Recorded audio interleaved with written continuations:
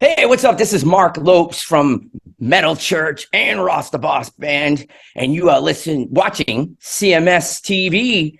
And all you people out there, keep it fucking metal.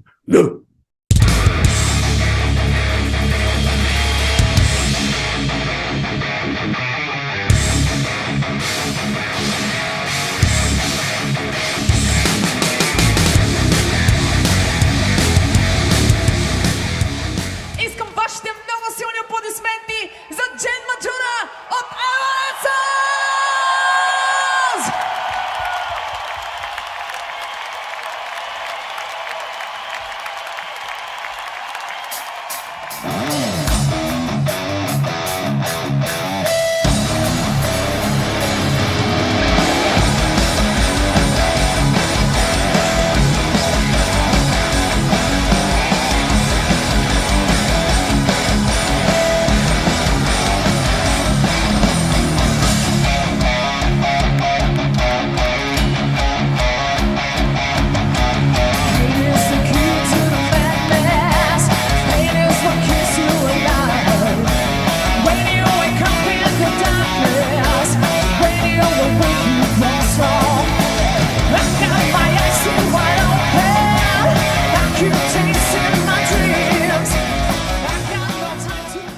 It is Chris Akin Presents, and I, of course, am Chris Akin, and I am thrilled to be introducing you guys to a new band from an old favorite of mine, anyway.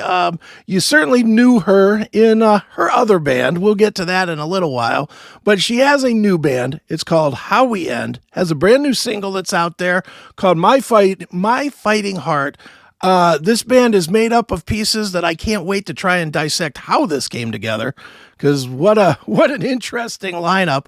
But here to talk all about it is the one, the only, Miss Jen Majura. Jen, how are you? Hi, everybody. Hi. Thanks for having me. I'm doing great. Good. Well, it's great to have you on. I love the single. I'll start there. I absolutely love the single.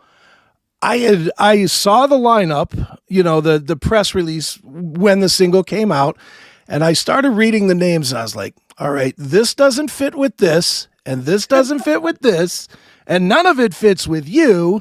I was like, what is going on here? So maybe that is the best place to start. Why don't we start by having you introduce How We End the band and talking about just how this seemingly crazy lineup came together and fit so well together. Yeah, I know it sounds like a crazy mix of like different spices and herbal stuff that doesn't really go together. Right. But my personal understanding is like, as musicians, I love metal. I love death metal. I love prog metal. Definitely, that's where my heart is at. But at the same time, I wouldn't limit myself when it comes to listening to music. So I am open-minded. I can enjoy some well-produced pop music, like, I don't know, Lady Gaga or stuff like that.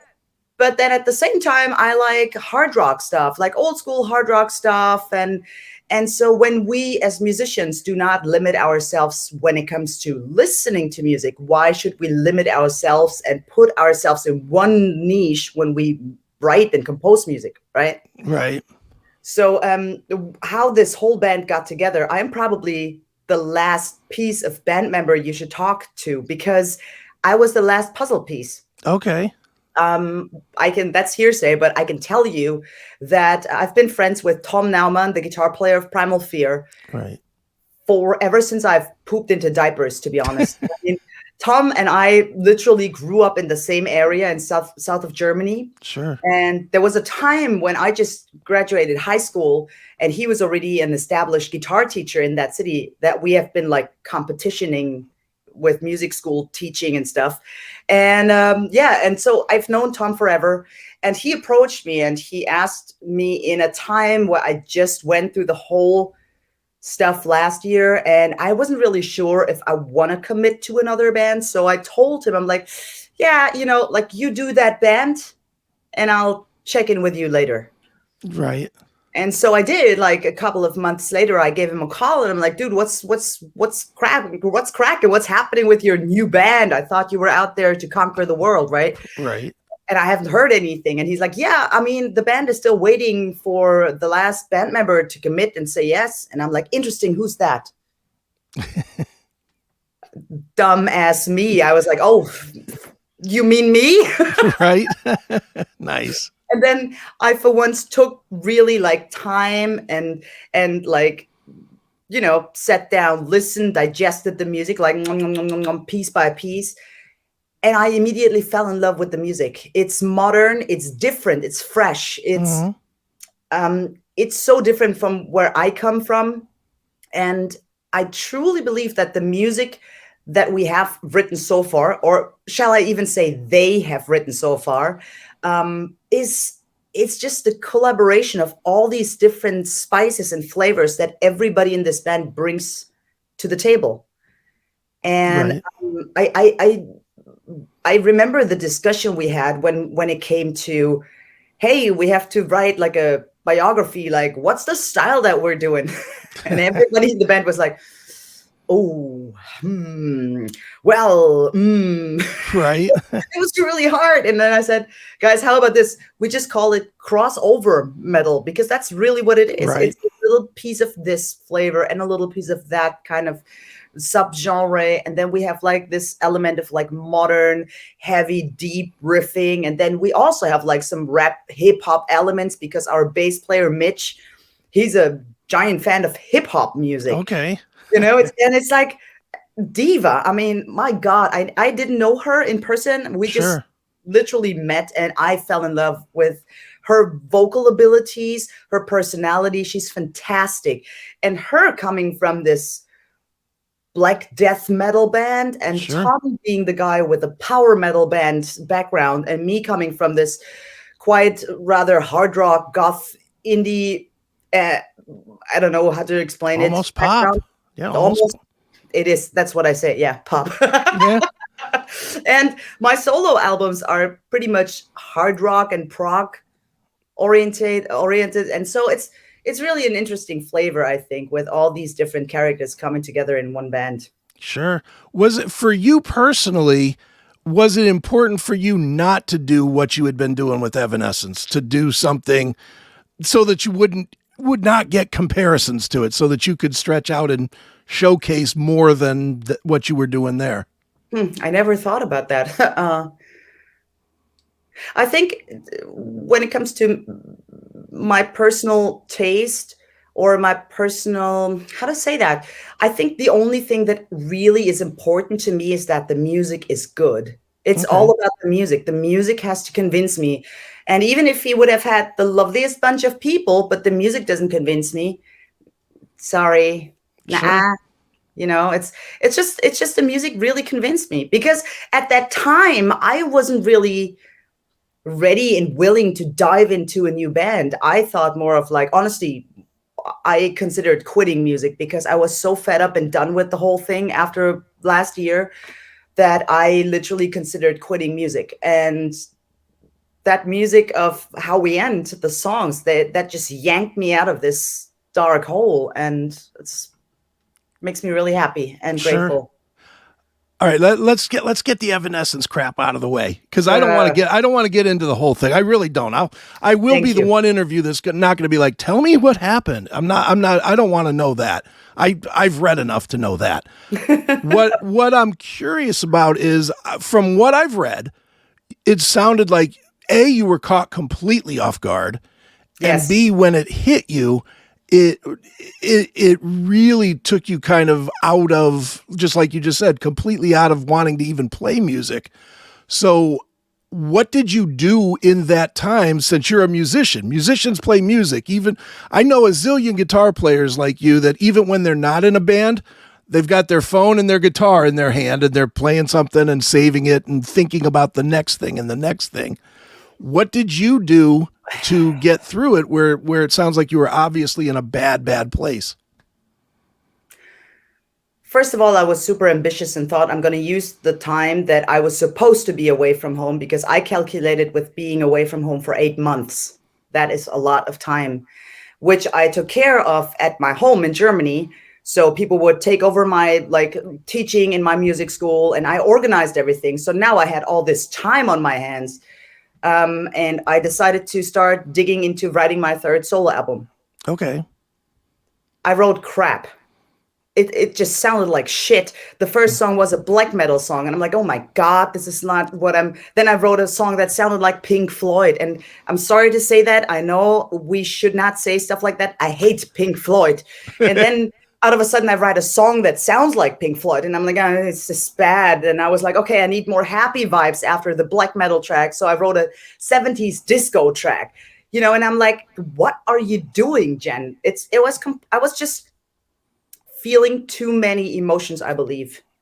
Right. And I couldn't just like bundle them into like one solo album. It was just impossible. And I was very unsatisfied with my compositions and with everything that came out of me in a creative way. And I tried and tried and tried until one point that was somewhere in summer, August, September. And I said, you know what? Fuck it. Fuck it. Fuck it. I'm just going to live life. I'm going to travel. I'm going to play little shows that I want to play. So Sure. I played a charity show with friends in Italy, stayed a couple of days. I was traveling to see my friend Ola in Sweden. I did all kinds of like enjoy life and stop pressuring yourself. Like you have to write, you have to be functional, you have to be creative, because it just didn't work. And it was not that I've spent countless hours, days, weeks with my guitar. To be really honest, I have never, ever in my life played less guitar. Wow. I, like I said, it got to the point where I really felt like I don't want to do this anymore because I lost trust in the music business. I saw a lot of this, white noise out there. Everybody's like super sexy and super beautiful and super untalented but famous and shit like that. And I was just fucking tired of this bullshit. I'm sorry. I really have to. Swear. Go ahead. It's fine. It's okay with me. And anyway, so I got to a point of really dark, frustration, and I didn't want to deal with this anymore. And I cooked a lot and I knitted a lot, all kinds of like normal hobby stuff that girls would do. I don't know. I felt interesting for once. Right. and yeah, until Tom came along and yanked me out of this really black hole. Sure. Wow. You know what though? It's almost not surprising that you got down like that, just because, I mean, and you know this, to get to a band as big as that band, that's every musician's dream, and it's 99% of the musicians don't get there. And then you get there and then it gets yanked from you. I can see where it's like, well, I don't want to start over. I mean, I have to, no, that's not it. That's totally not it. Okay. And to be really honest, I mean, I had a wonderful 6 years, and I am Sure. grateful for these 6 years because I saw places, I met people, I tasted weird food, all over the world. And that is experience that nobody can take away from me. That's memories. Right. And I cherish those beautiful memories, and I'm grateful for those memories. And right now I see it as like there was a throne, and I was allowed to sit on that throne next to the bigger throne, and that was a quite comfortable chair. Sure. But now it's somebody else's time to sit on that chair, and it's fine. Right. It's really fine. And the press was like thinking, oh, they must hate each other. And no, I don't hate them, and I don't wish anybody something bad, or totally not, because it was a business decision, and I understand that. And if that's what is needed to continue the business, well, okay, then that's it. I just think it could have been a little bit earlier in time without me considering being gone from home 8 months and then getting that note 2 weeks before I was supposed to Right. leave. That's the only thing where I'm like a little bitter, maybe. Well, yeah. And Why wouldn't you be? You planned a whole year's worth of activity. Yeah. And now it's like, okay, well, now I don't have any money coming in for the next 8 months that I had planned. I mean, that makes sense. It was just a lot of free time Right. in my apartment on my couch, me staring at the wall and going like, And that's people who know me know that I function best when I'm busy and I'm under positive stress and positive pressure with Right. work. And out of a sudden the purpose was gone. You Sure. know, it's just like floating in oblivion, and you're like, the heck happened? So, you know, like I said, I really have fond memories of that time, and I really wish them the best. And I know Emma, and she's fantastic. I mean, Sure. she's awesome. It's Very a little good. bit funny that she almost looks like me, and she's half Asian too. Jeez. Very nice.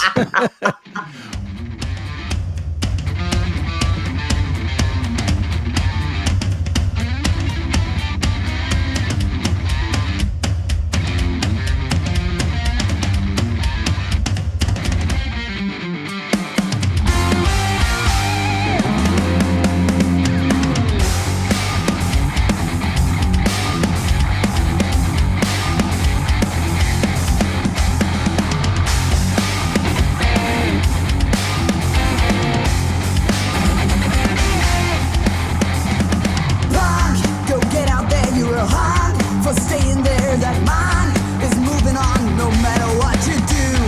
Say who you are, obey to the dark. Life is going strong. Where did I go wrong?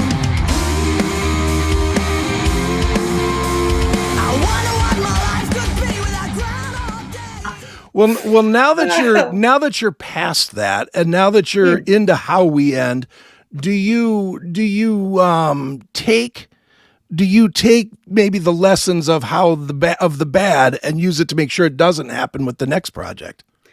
Well, With you, yeah, I know what you mean, but I think it's a constant process that you learn. Us humans shall never stop learning, sure. you know? And so I learned something with my very first band at the age of 12 that I keep in my mind and continuing to grow. And also I learned stuff when I toured Europe with my AC/DC tribute band in Right. 2000, I don't even remember, 10. You know, it's like every little step in your life is a little step further to learn and grow as a person and learn from your experiences, and you know, to prevent you from making the same mistakes over and over again. So I'm just like enjoying this beautiful group of friends that like to make music together, honestly. Sure. Now, you did mention that How We End has more songs that were written before you joined it. Yes. Now that you've joined it, has their writing process changed to include you as like a creative part? Okay, honest truth here. Yeah. They asked me to contribute almost on a daily basis. Okay. But the thing is, I am running all the How We End accounts, and I take care of all the advertisement and the promotion together with CMM, Okay. the promotion Sure. company and stuff like that. I don't have the time. Nice. I will for sure when this whole this whole first month of like, whoa, oh my God, everything is so exciting, and we need to Sure. like push and post and keep our name out there and stuff like that. If that subsides a little bit, of course I'm gonna write with them. And a beautiful compliment was that they are all like looking forward what I bring to the table concerning like more modern guitar riffing. You know, I'll take my 7-string, and then yeah, I'm looking forward to that. Yeah. Sure. Definitely. Do you think that the sound, I mean, you've heard the songs that they've already created. Yeah. How do you think it'll change once you get your fingers in there playing? I can't tell you that. I don't know. I mean, honestly, I am a musician. I would never write and force my own style into something for the sake of my own style. Sure. I would always write in the style that contributes and is demanded by the music style or the music or the song or whatever, you know. If there's no need, I said that plenty of times. If there's no need for a guitar shred solo, I will not play it. Right. No, I get that, but I also know how you guitar people are, where you hear something and you're like, oh, that's not how I do it. Here's how I do it. You do something maybe. different. Well, I don't know. We'll see. I don't know. I don't know. We'll have another chat and I'll tell you as soon as it happens. Okay. That's All right, cool. fair enough. Well, what is the plan for How We End? I know we have the single. I know you're saying there's more music that's written. Is there an album or an EP? Absolutely. We're going to release the first 3 singles independent. Okay. And the second single is actually being worked on right now as we speak in Okay. Sweden. So that's pretty exciting. And yeah, so we're going to hopefully release the second single soon. And then that's what I spent my day with today. I was writing the storyline for the next video. So we're going to have another video, which is going to be mind blowing. Very cool. Now, do you, I'm just curious, just because you're sort of techie, do you do the videos yourself or do you send that out to somebody to do? Or yes to Well, both? I found a beautiful person. His name is Dirk Pixel Eye, and I contacted him, and the whole band, we immediately fell in love with him. He feels like the in our case, the seventh Beatle. Right. And he brought so much creativity and awesomeness to the whole idea of the look and everything. And he became a friend by now. And he's totally in charge for the next video. And him and I work very close together. Also, I work very close when it comes to the story idea of the video. Okay. With Jake in Sweden, because I consider him a really good actor, to be honest. So that helps a lot when it comes to like how to, direct the camera and stuff like that. I write the storyline together with Jake. And and then we try to turn it into reality the best possible ways. And I'm curious about this next one because I can't tell you anything about it, but it's like, sure, it's going to be hard. Nice. Very cool. I come up with all these ideas, and my band, like this morning, the bass player Mitch, he said, like, Jen, I have no clue what you have smoked, and I don't know how you come up with those ideas. It's genius. I'm like, okay, all right, let's go for it. So I always throw these ideas out there, and then afterwards, in quiet, when I'm all by myself, I'm like, how am I gonna do this? Right. How am I gonna make this work? Like, I don't know how to do this. But that's the fun. That's the challenge, and I like being challenged. Right. Now, obviously, at some point, I'm assuming this band's going to be on at least playing some shows somewhere. Well, we have one Oh, show. have you? Okay. Yes, that's and funny enough, it's my favorite festival in Germany. It's the Rock Hearts Festival, Okay. and it's going to take place. Our show we're playing on the 6th of July. Okay.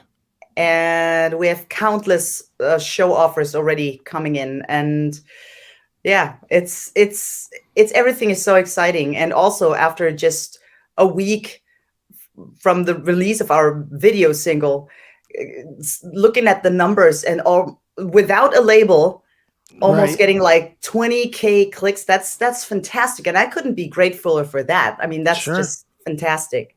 Sure.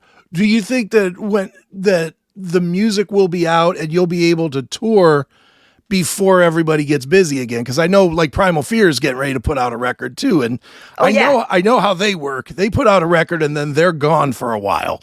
So I mean, will you guys be able to get it in before that? Okay, here's the thing. It's really going to be interesting because of what you just said. Exactly that. So Diva has her own band called Right. Blood Hunter. Right. Okay. Jake has his own band called Syra.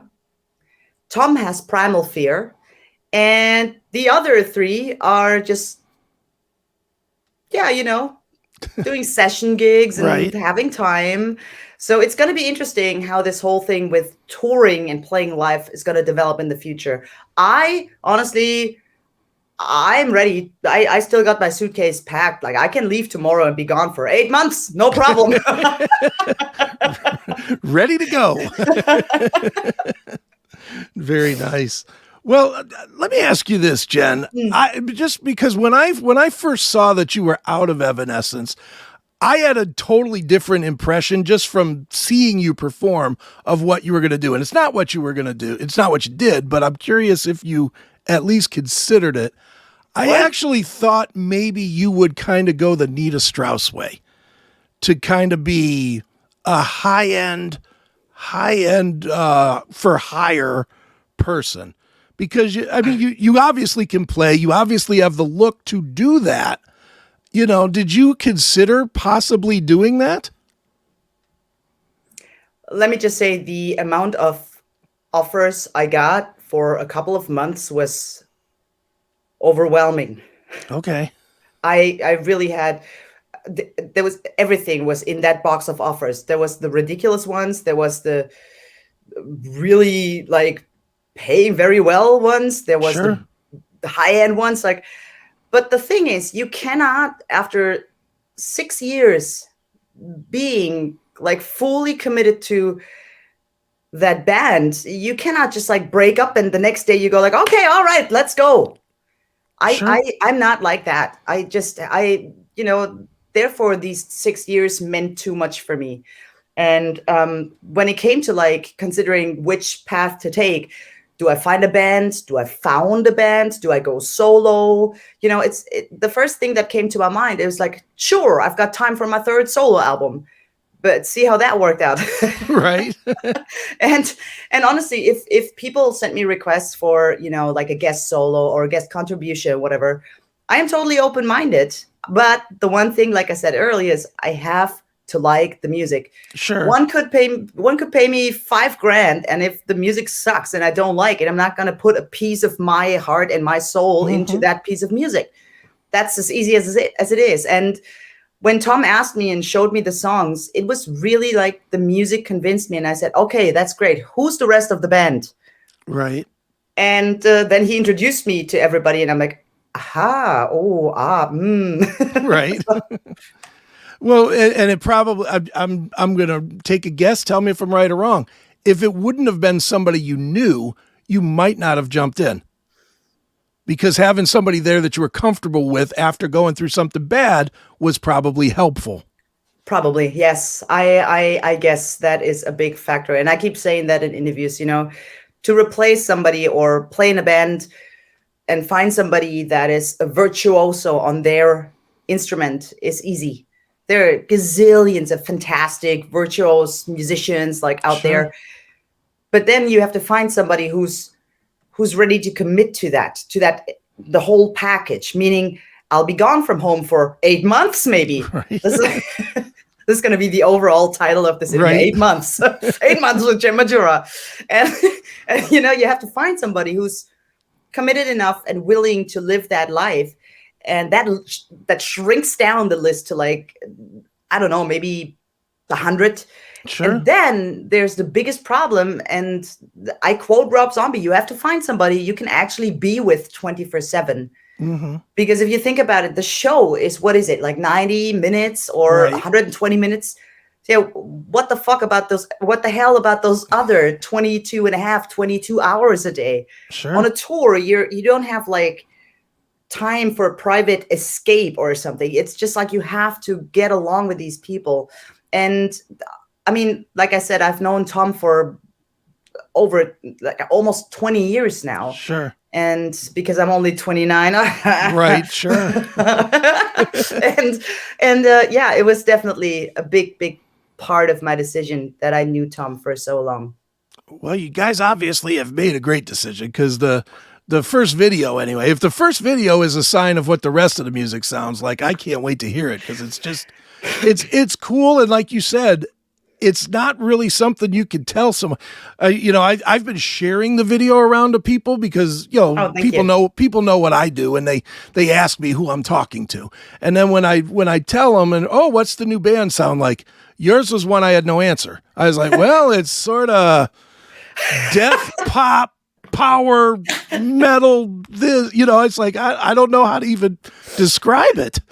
Death pop power metal. What did you just say? Yeah, That's death fantastic. pop power metal. I because it really is sort of.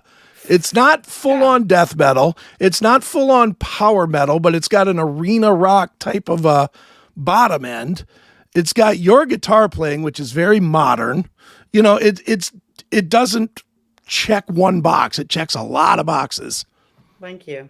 Yeah, like I said, like if somebody asks you, just say crossover metal. And then everybody's gonna go like, "What's that?" And then you go like, "Well, listen." You know what though? If you tell them that, I'm gonna tell you why that doesn't work. Because in the old days, and I'm an old guy. I'm 29 too, right? Times 2. Yeah, of course. So you know, in the old days, crossover metal was like Biohazard. They considered that the crossover metal between metal and hardcore, and they called that crossover metal. So I don't want to say that and have people expecting, Tales from the Hard Side and then getting what you're doing. Maybe you should call it new crossover metal. Yeah, there maybe we go. should have added the new. The new part. New death power pop metal. Anyway, you know what? I think it's when it comes to writing music, like I said in the beginning, if you don't limit yourself with listening to music. I mean, I'm a big Queen fan. I love Aerosmith. I love Testament. I love Lamb of God. I love Arch Enemy. It's all kinds of like different styles of music. I love Dream Theater. I love Sons of Apollo, the proggy stuff. And if all of that is combined in like a new, fresh, whatever it is, it doesn't matter. You don't need a label. It's just music that we, the band, definitely enjoy listening to and enjoy making. Sure. That's it. No, definitely. One question outside of all this, and I only learned about this during the week when you and I were emailing. Okay. Tell everybody about your YouTube channel, which is as fun of a channel as I think I've come across. It is so goofy fun. And and again, you want to talk about something else that's hard to describe. The one video that for sure I watched 20 times, so I made you a full nickel on YouTube from watching this video over and over, was the one vlog with you and everybody I think you've ever met just dancing. The one with the guy from Steel Panther and like some death metal guys and some crew guys. And I was like, what is going on with this? But it's hilarious. Okay. So here's the thing. When you dive into the business of YouTube, and you want to become like successful, I never did YouTube for the sake of money. I've always done it because it's fun. Sure. And especially during these past years of the pandemic and everything, I felt like I am on a mission. And that's just my total personality. I want to spread good vibes to people. I think the world is serious enough with really serious problems. And so if I can make people forget their problems for just a short little amount of time by watching something with good energy, good vibes, positive vibes, then that's my mission. And I don't care what the hell I'm doing, whether I'm boiling, like what did I boil? Like an artichoke. Okay. Or I'm like dancing with colleagues, or I am explaining songs, or I play guitar, or I cook with my dad. And, it's just all about like spread good energies. Sure. And I was lucky enough to build a beautiful community with my YouTube channel with really awesome people that mingle every single time there's a premiere for whatever. And that dance video, there are 2 dance videos actually. Okay. One was taking place at the Area 53 festival. And it was the same thing. I just walked up to people and I said, hey, I mean, I knew most of them, of course, but, I went up there like, hey, I want to dance with you. And of course, at a metal festival, everybody's like, yeah, sure. Right. And I said, cool. Okay, here's my boombox. That's the song we're going to dance to. Let's dance. And everybody's like, what? Excuse me? But it's just so much fun. And for example, the Steel Panther guys, I didn't know them, like not in person. Their tour manager came to me and said, hey, are you Asian? And I'm like, no, I'm not going to dance on a stage with Steel Panther. This is not what I'm going to do. The hell, get out of my face. Like, no. But then I said, okay, I don't want to dance with the guys on stage, but can I like dance in the backstage with them? And okay, tour managers are always trying to like keep their chicken coop together. Sure. So he was really a little bit complicated. And I just saw them and I just walked up to them and I was like, hey, can I dance with you? Sure. And I'm like, all right, cool. And so we had like Alex Skolnick of Testament in that video, Cataclysm, the guys from Cataclysm danced with me, Enziferum danced with me, Scar Symmetry danced with me. In the other video, Destruction were dancing with me. Right. All kinds of like these real serious guys. Yes. Yeah. Exactly. And I'm like, just come on. It's what's so terrible about enjoying life and showing people that you have a good time. Right. All I know is I'm watching this video, that video, and I know Maurizio pretty well from Cataclysm. Yeah. And in my lifetime, I've never seen the guy smile. And I've run into him 100 times. And he's dancing. I'm like, what the hell is this? Yeah, it's just about having fun. The same thing when I started the 1 minute jams during the pandemic in March 2020. I thought like it just got established that everybody would do like, these online cooperated like way too long covers, because after the first chorus, I knew exactly how everybody's living room was looking. And I'm like, yeah, it's boring. So, and you can't really introduce like a storyline to a video like that. So I said, okay, let's make it short. And my initial attempt was to have the YouTube countdown for the premiere, which is 2 minutes. Back in the days, you couldn't adjust and edit it. Sure. So I wanted the countdown to be longer than the actual video. Nice. That was everything. So I said, okay, 1.5 minutes.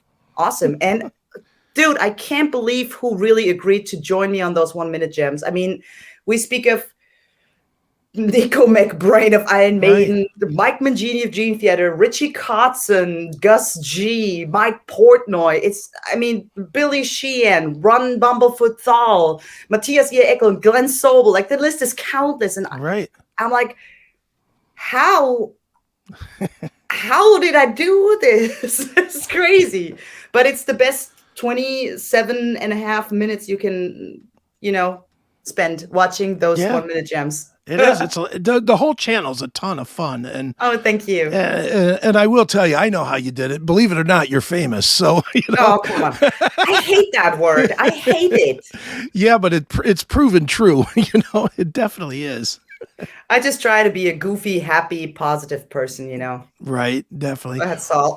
Well, you're definitely happy. You definitely should be happy with How We End, which is absolutely, from what we're hearing, is fantastic. First single is My Fighting Heart, and we'll play a little piece of it here to wrap the interview up. But before we do, Jen, why don't you, since you run all the socials, why don't you tell us where we should send people to follow the band and get all the tour dates and buy product when it's available and all that?